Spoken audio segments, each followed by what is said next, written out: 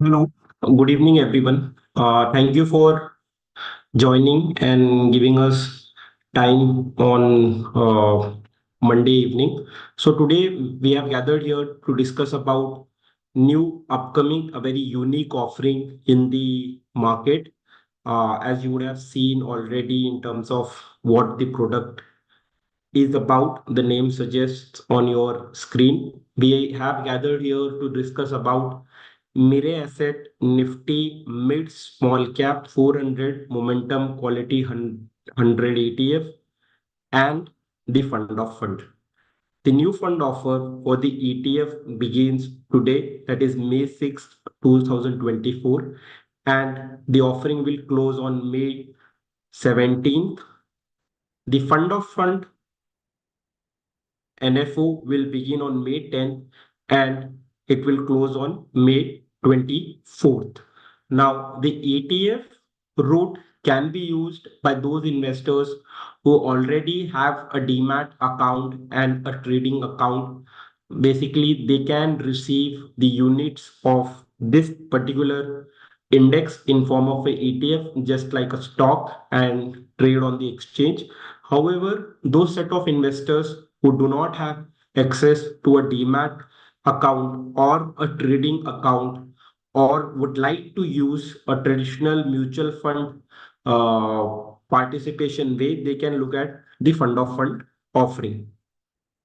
So first of all, we'll discuss why mid small cap as a category. Just to start, there are probably 4 or 5 broader categories defined by SEBI, starting from the first, which is large cap, then you have mid cap, you have large mid, you have small cap, you have multi cap, you have flexi cap. Of course, you have sectorial, thematic, and contra value. These are certain categories which have already been defined by our regulator. However, very interesting observation is you would not find in this categorization anywhere something called as mid small cap. So like you have a large mid, which allows you to take exposure into large cap and mid cap simultaneously in a same one portfolio. There is no such category in the market or any fund in the market that addresses or gives a similar mid small combination in a single portfolio. So this is what you can think about it as a missing piece from your portfolio or your potential portfolio that you are talking about. With one particular set of a fund, you will be able to take exposure to both mid cap and a small cap companies. Now, for whom this may be relevant, let's say anybody who's starting their investment journey and want to participate in a mid and a small cap category as a whole. For such investors, it becomes a nice option.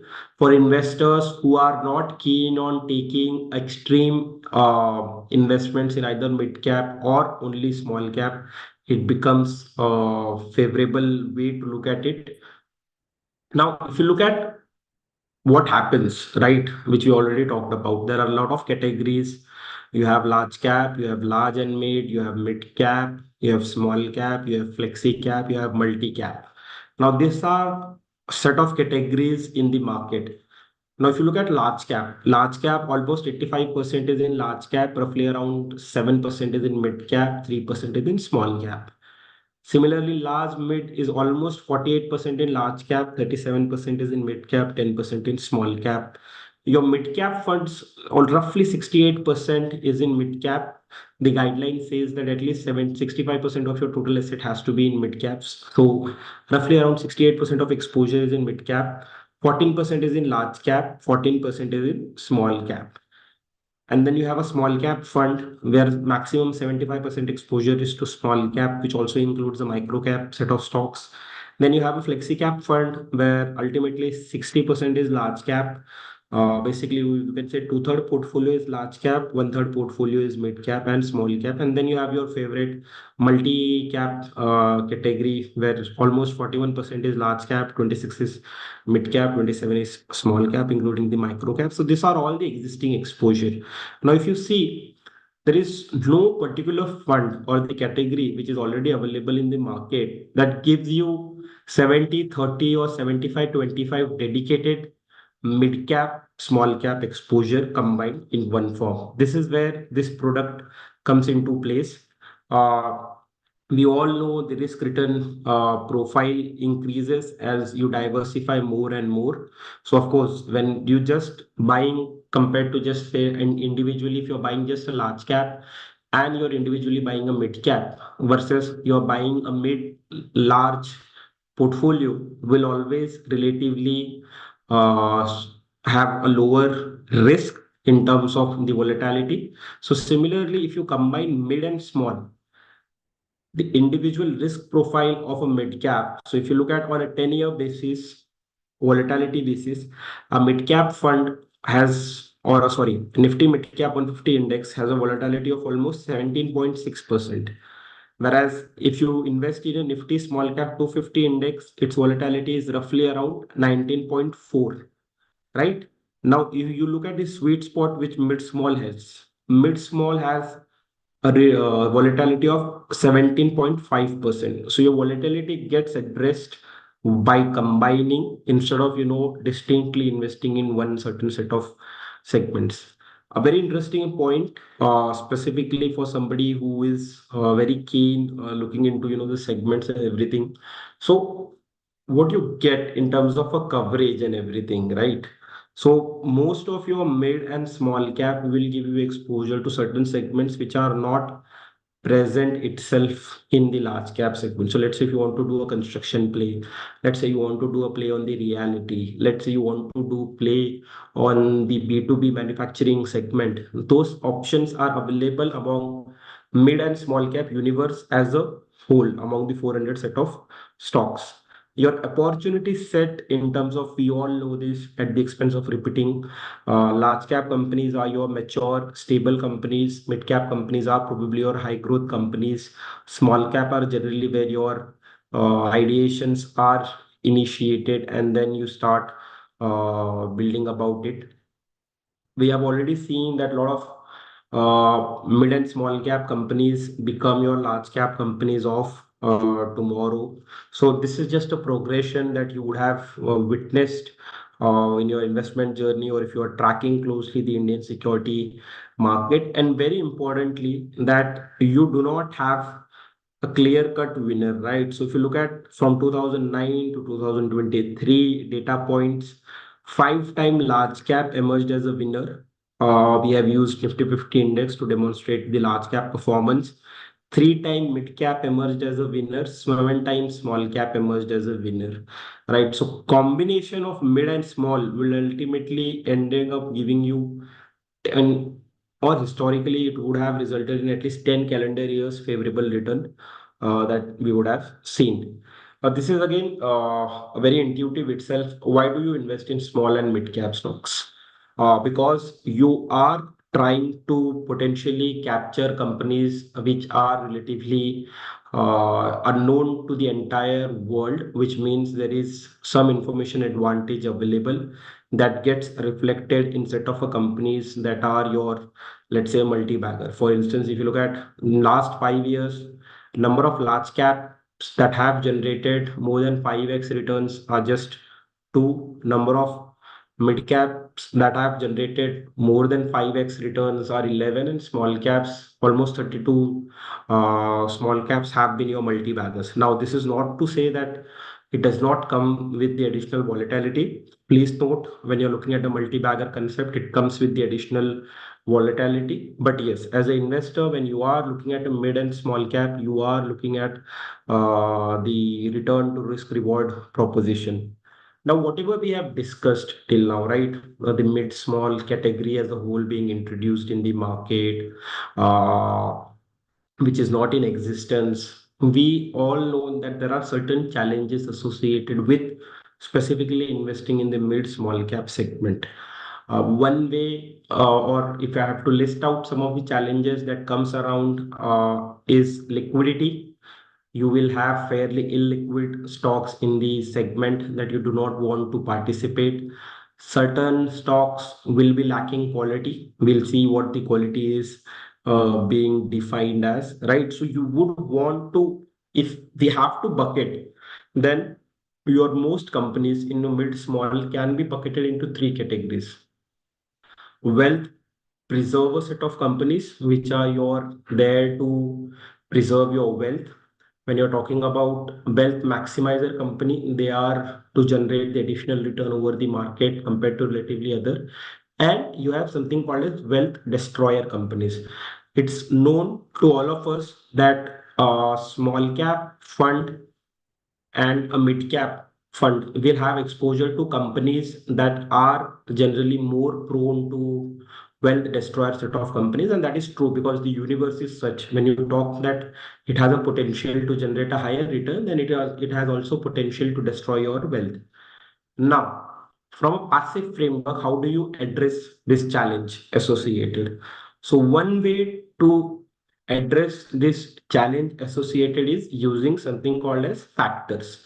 Now, factors are nothing but a fancy name of using something which has been predominantly used in active management across, right? You would have heard conversations, or if you're tracking a market, that certain fund house, certain fund manager uses value as a strategy, certain fund manager or a AMC uses growth as a strategy, certain fund manager or AMC uses momentum as a strategy, right? So all these are nothing but factors. And what a passive fund does is it basically defines it for you. So you don't have to worry about what constitutes the definition of which factors.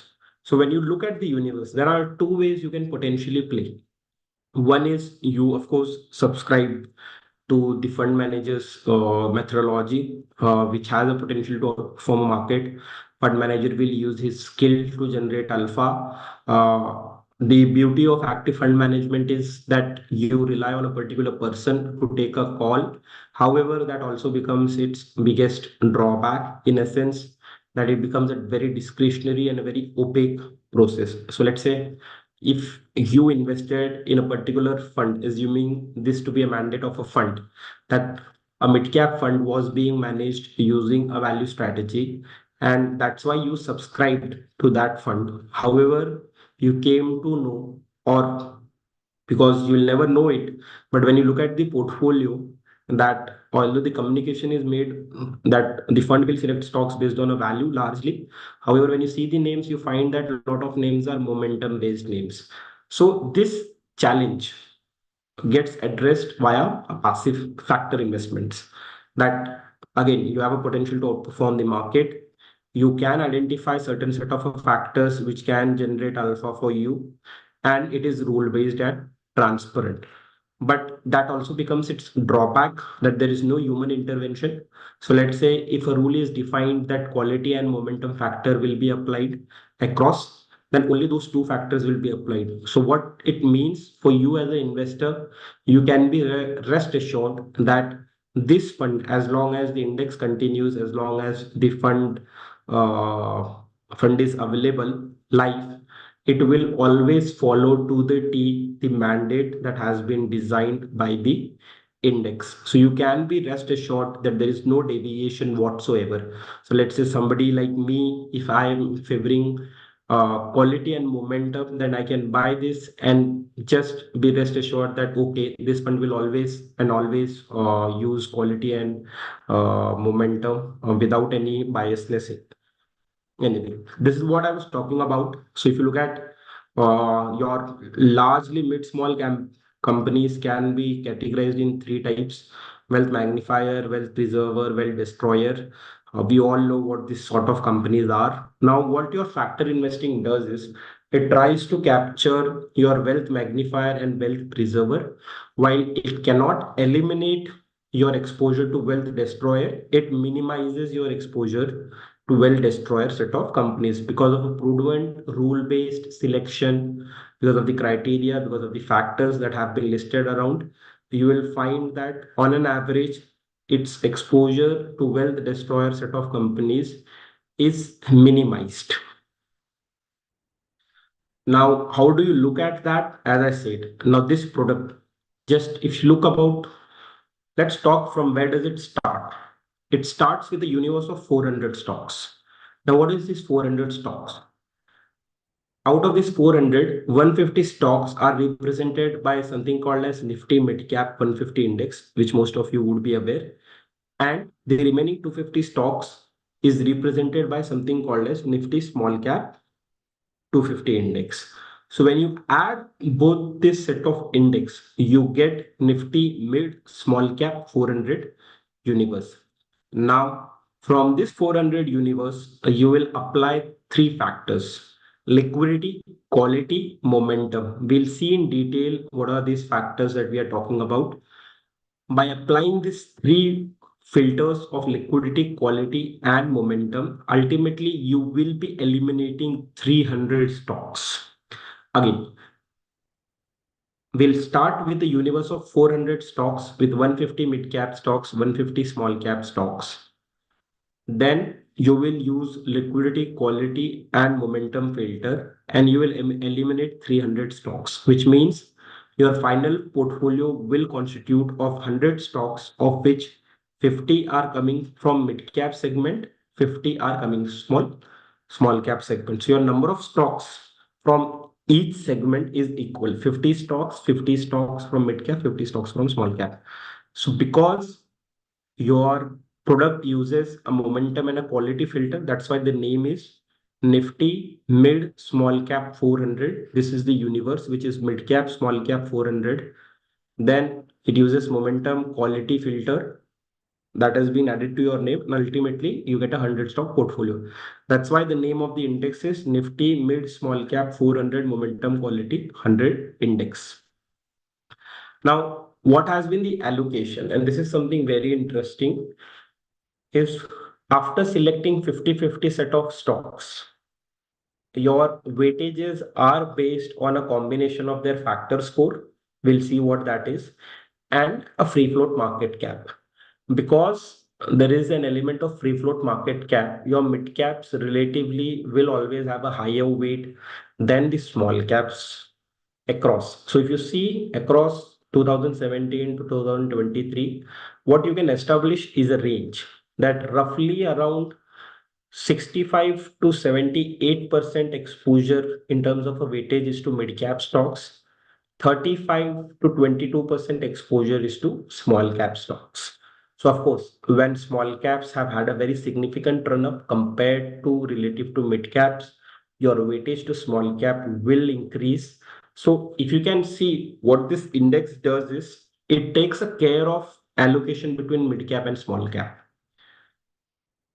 which may be headache for a lot of investors when they are individually buying a mid cap and a small cap fund. Because when you're individually buying you and you want to balance the return to risk ratio, you would at every point in time be guessing about what should be my mid cap allocation, what should be my small cap allocation. Sorry.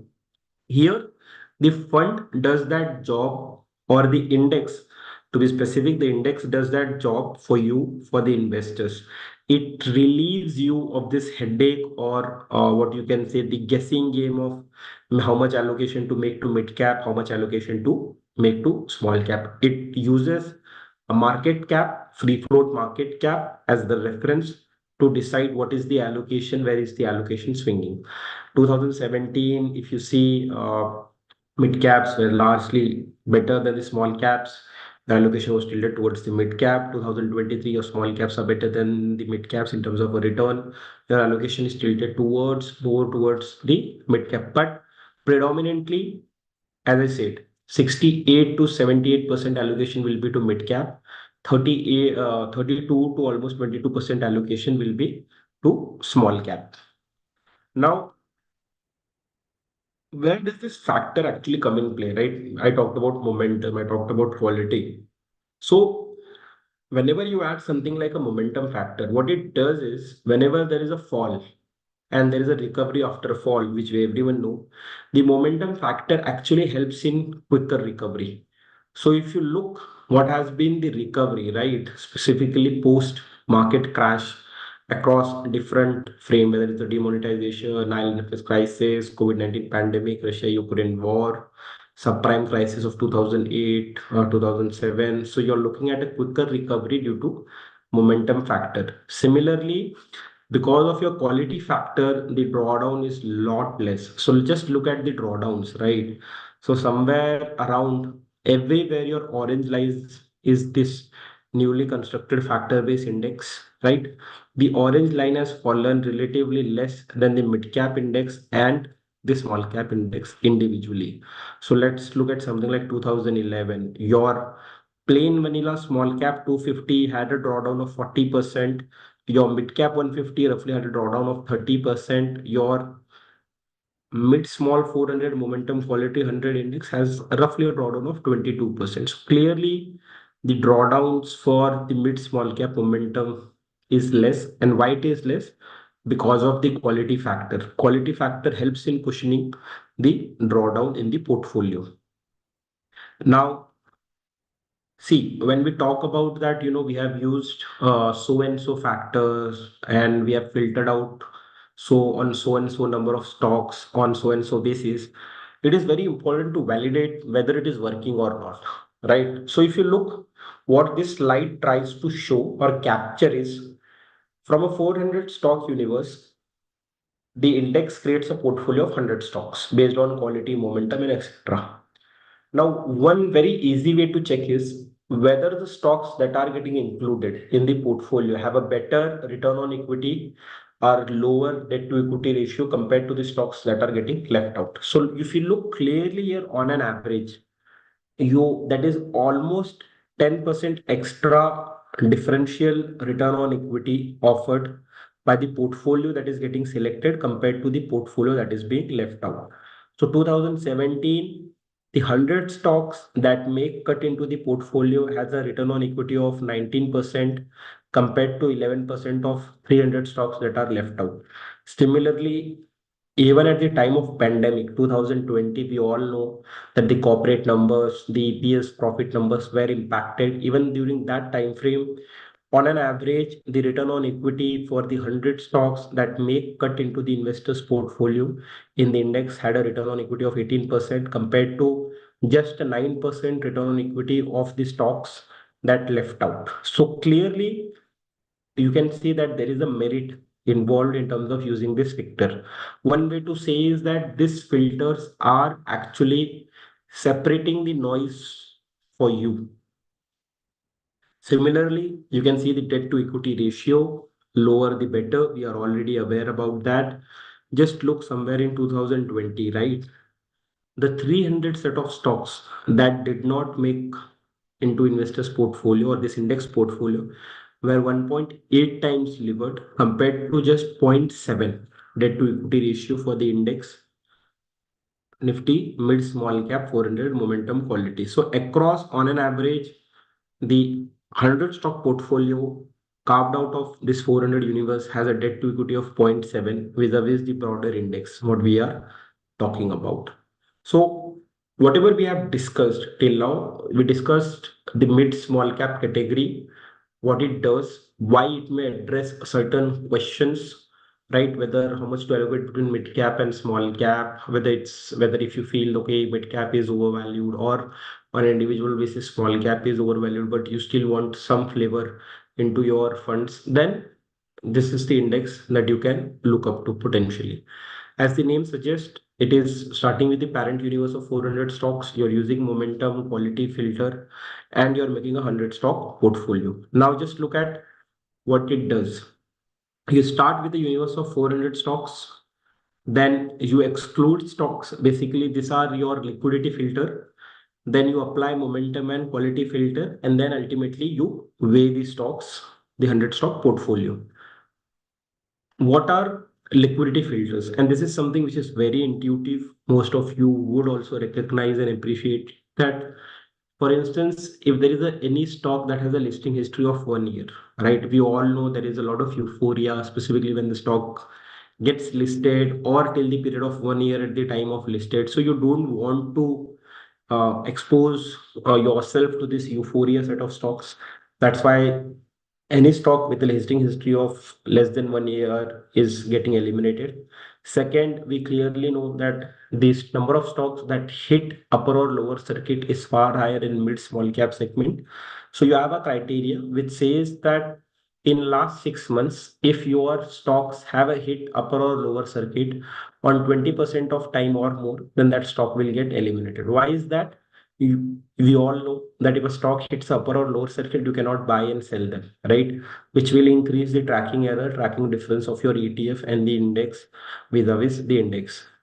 Next, a classic case is you want to stay away from a company where the promoters have pledged more than 20% of their share. A kind of quasi corporate governance check, not in complete sense, but of course, it is a part of that quasi governance check, corporate governance checks. You eliminate 10 percentile based on lower trading volume. So, effectively, what you do is you take a 400 stocks, you apply all this criteria, and you end up eliminating roughly 70-80 stocks because of the poor liquidity check that we discussed. Then you define quality. Now, what is the quality? And let's assume something, very what we all use in our day-to-day definition. If I have to ask you guys that define quality for me, what would you say? You would say that quality is something in terms of a business which has a profit, right?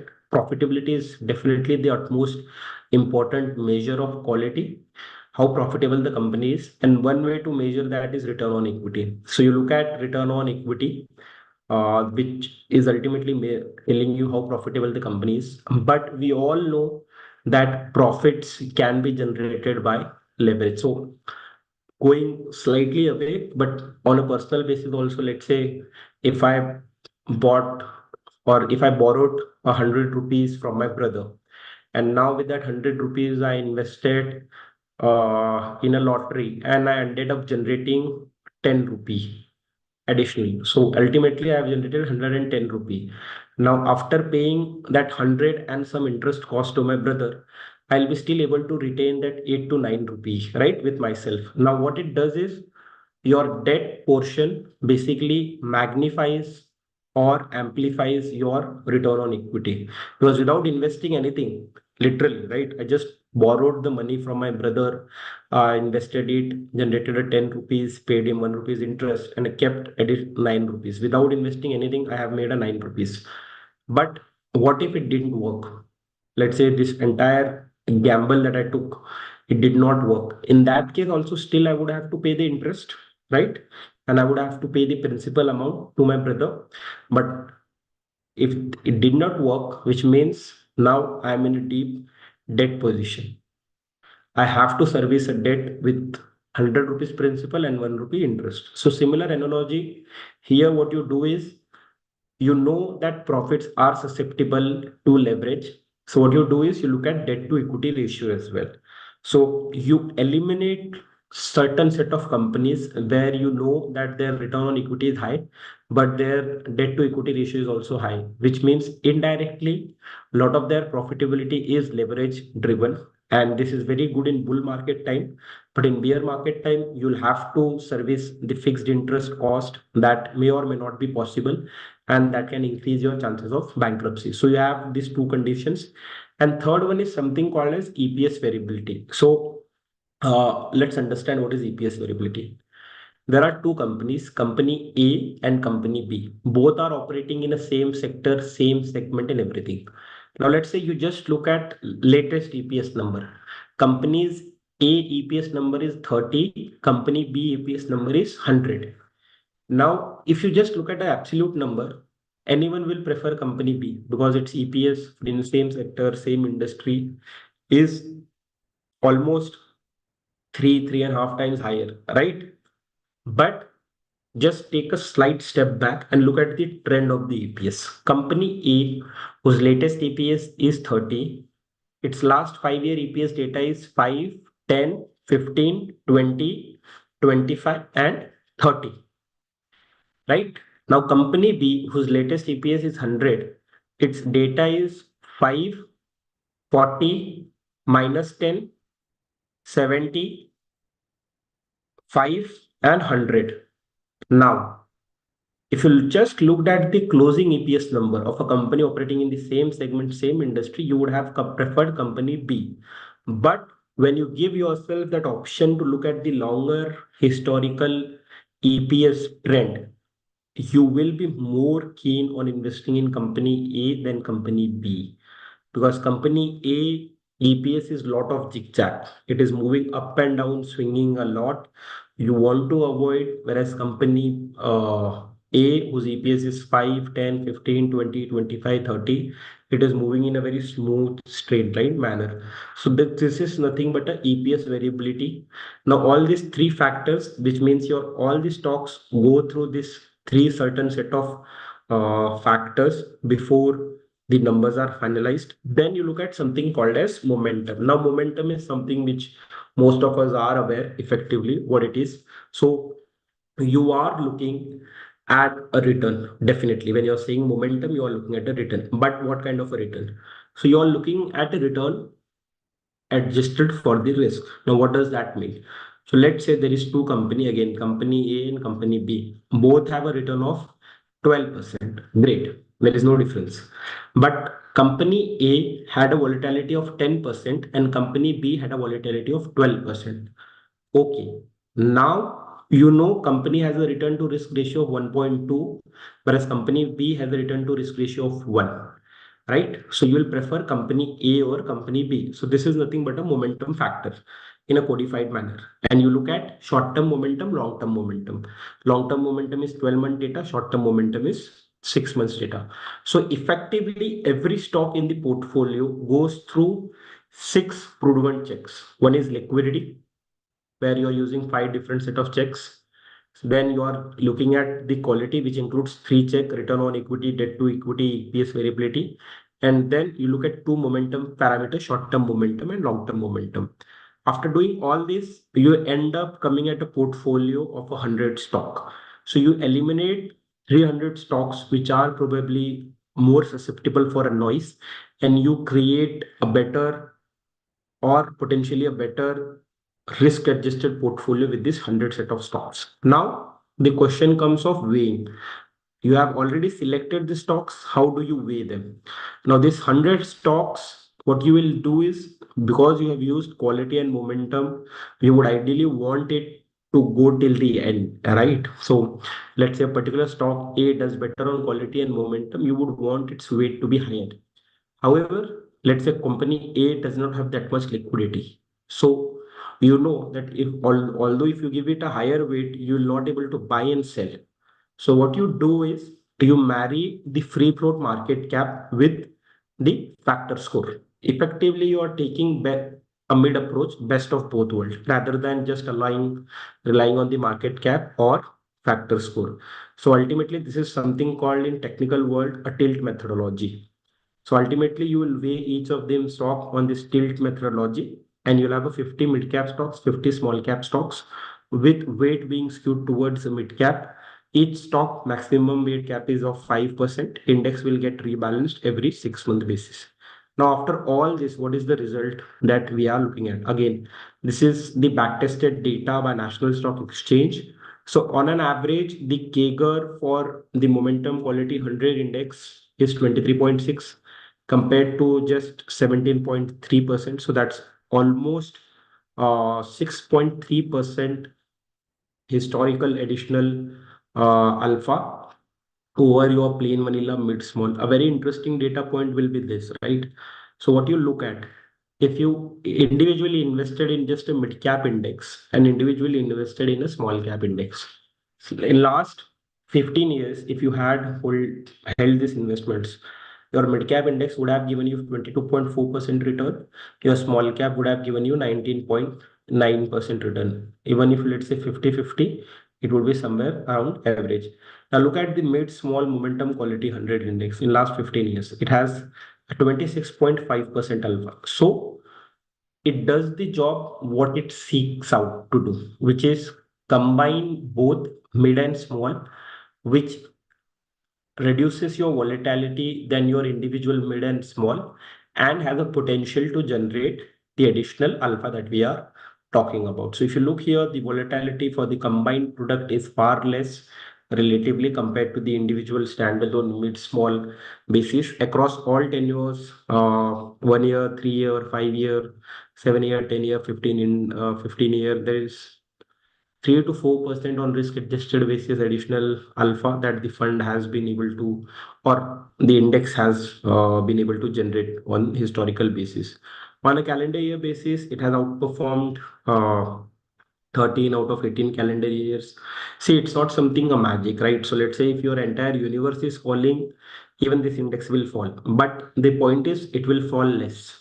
So if your entire universe is rising, this index will rise. But the point is, it will rise higher. For instance, if you look at 2011, the mid small combined universe fell by 32%. This index fell only by 24%. Similarly, if you look at 2018, your combined universe fell by roughly 18%. This index fell by 15%.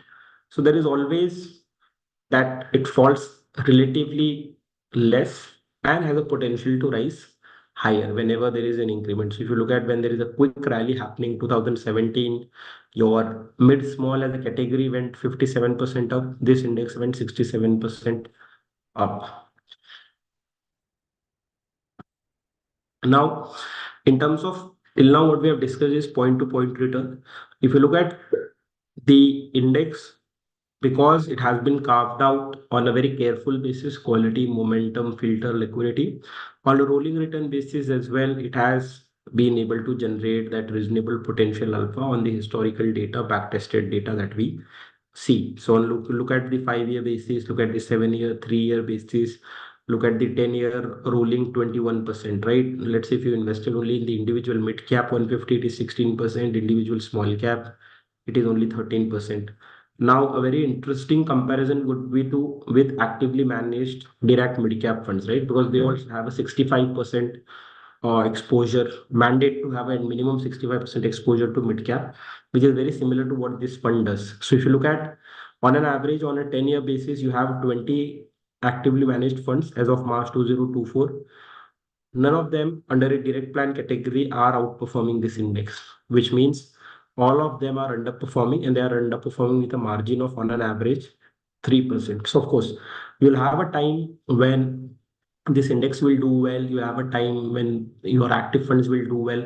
So the prudent ways, depending upon what kind of investor you are, let's say you are an active investor, you like the fund manager particular style. So what you can do is you can keep two-third of your mid-cap funds actively managed and one-third you can look at here.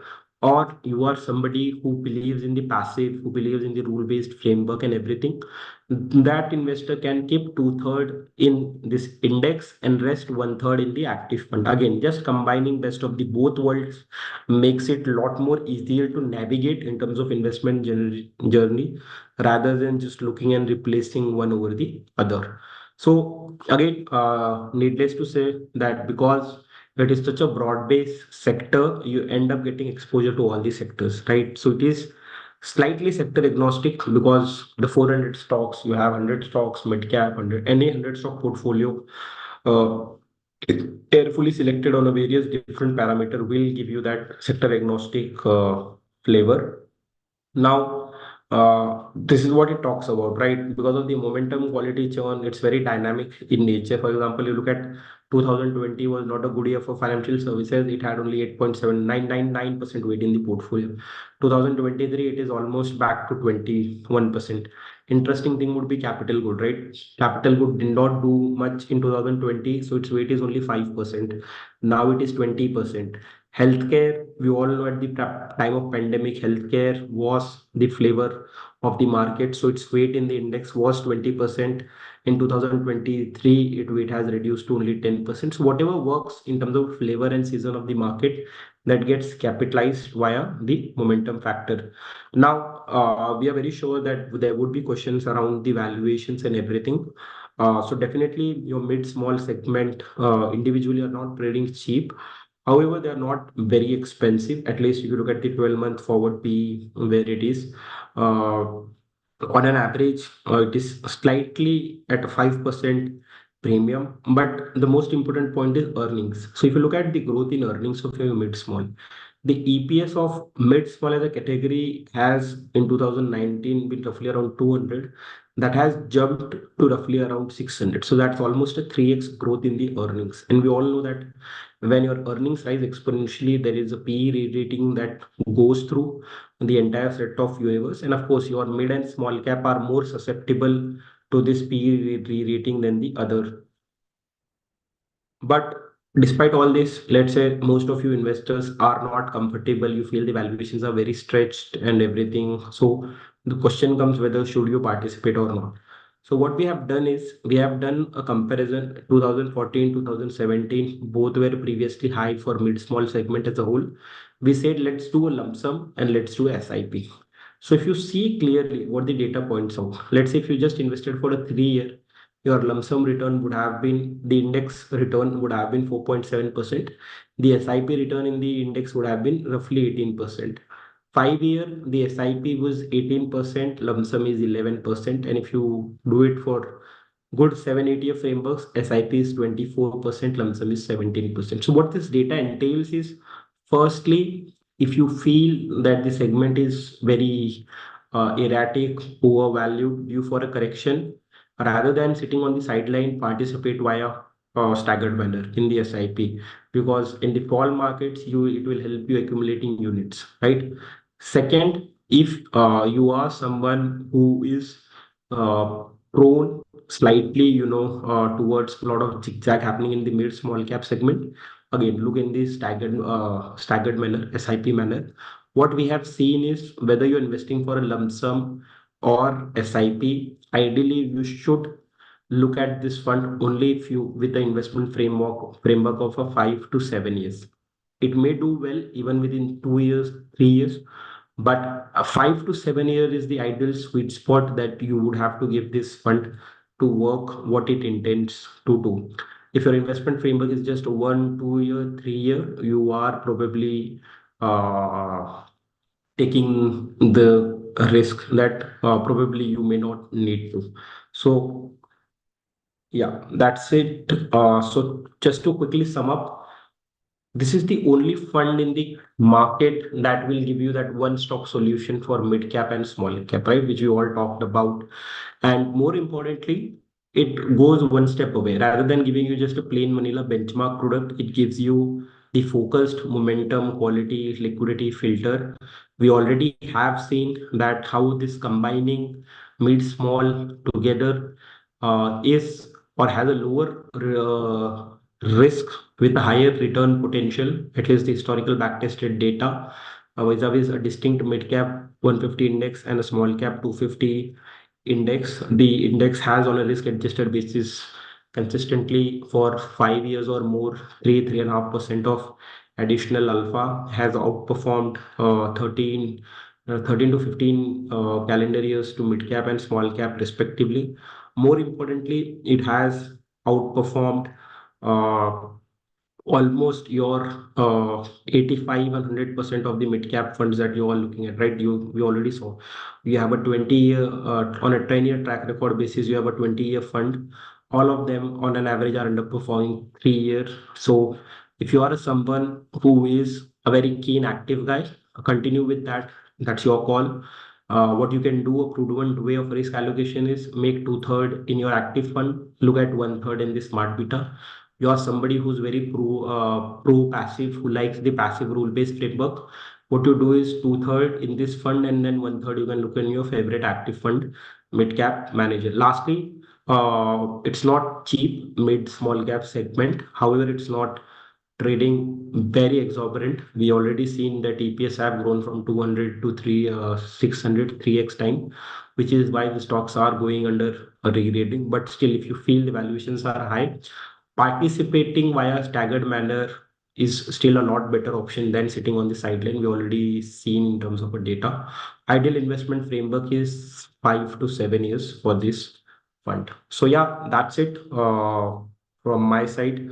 Um, just to reiterate at the expense of repeating myself, ETF NFO will start, has already started today. It has begun today with close on May 17th. Anybody who has a demat account, who knows how the ETF works, trading, etc., on stock exchange, can put their money in the ETF. Anybody who doesn't have a demat account or a trading account and want to access this index and the flavor what it provides can look at the fund of fund option, which NFO will start from May 10th and close on May 24th. So yeah, that's it from my side. So there are some Q&As already. If you guys have any question, please drop it in the Q&A segment. Is it so? I'll take one by one, starting again. How frequently portfolio gets updated? Portfolio gets updated 6 monthly basis. Now the market is at high with respect to mid and small cap. Is it advisable to enter? So yeah, that's what I was telling that. See, the highness is slightly backed by the earnings, right? So your stocks are going under a PE rating, but still, if you're not comfortable with the valuation, participation via staggered manner is a lot better option than not participating at all. We have already seen that, and specifically, if you have investment horizon of 5 to 7 years with a staggered manner, the SIP returns for the index we have already seen. I think somebody talked about that there will be overlap with the Flexi Multi 200.